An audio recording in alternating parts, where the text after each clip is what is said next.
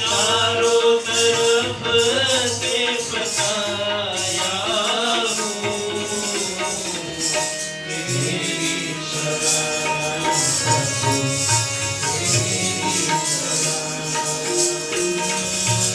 तेरी शरण प्रभु तेरी शरण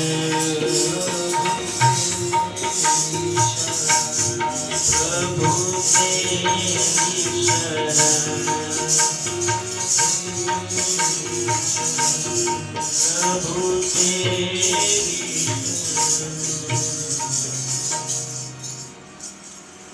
આવી રીતના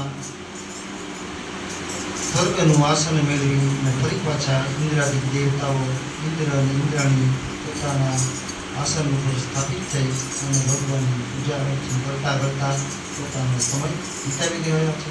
શાપમાંથી મુક્તિ મળી બંને સામસામા સાપ આપ્યા અને એના માનસ પુત્રોને ઉત્પન્ન કરવા માટે કહ્યું, મુનિ તમે મિત્ર અને વરુણના તેમજ તેના તેજથી પ્રવિષ્ટ થઈ અને શાંત કર્યા રહો. સમય આવીએ તમે તેના તેજથી યોનિ વિના પ્રગટ થશો. એવો નવો દેહ મળવા છતાં તમે અત્યારના બુદ્ધિ પ્રાપ્ત કરશો. વશિષ્ઠજીએ બ્રહ્માજીને પ્રણામ પ્રદક્ષિણા કરી અને વરુણના